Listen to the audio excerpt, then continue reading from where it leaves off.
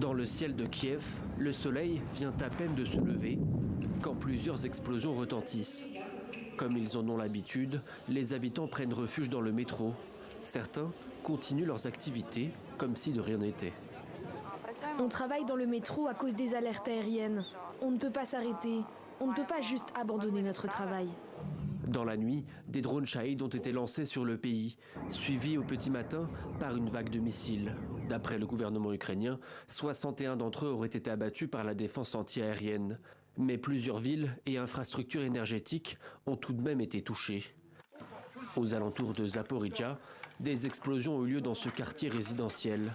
La violence des impacts a même projeté cette voiture sur le toit de la maison d'Eugène, encore abasourdi. C'est un comportement inhumain.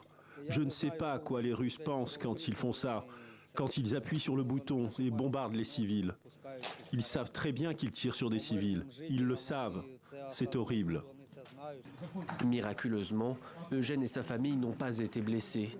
Dans le quartier, plusieurs autres maisons ont aussi été détruites.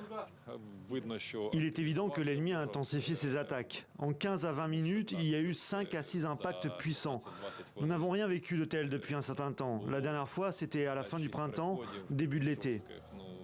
Fait rare, d'après le gouvernement moldave, un missile russe aurait aussi traversé son territoire avant d'atteindre sa cible finale dans l'ouest de l'Ukraine.